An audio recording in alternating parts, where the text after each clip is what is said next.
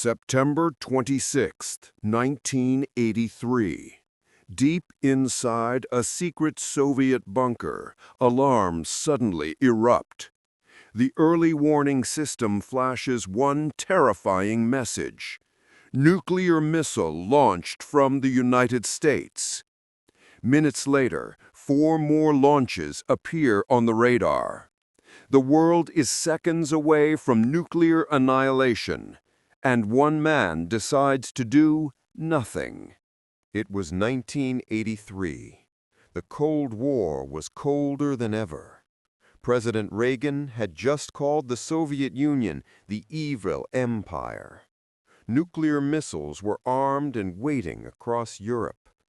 To counter the threat, the USSR built a new satellite system, OKO, designed to detect any American missile launch within seconds.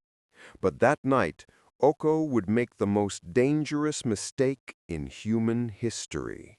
Lieutenant Colonel Stanislav Petrov sat at his console in Serpukhov 1-5, a top-secret Soviet military command center.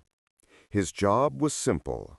If the system showed a U.S. launch, he had to report it immediately.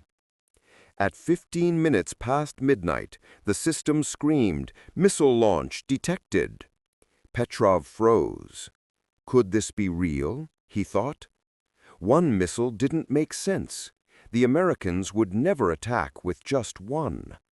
Then the screen flashed again. 2, 3, 4, 5 missiles inbound. The red lights flashed. Sirens howled. Every protocol said, "Confirm the attack." But something didn't feel right. The satellite data didn't match ground radar readings. Petrov's instincts and his doubt told him it might be a false alarm. Disobeying every rule, he picked up the phone and calmly reported, "This is a false signal. Do not launch." Then, silence. 5 minutes passed. 10 minutes. No explosions.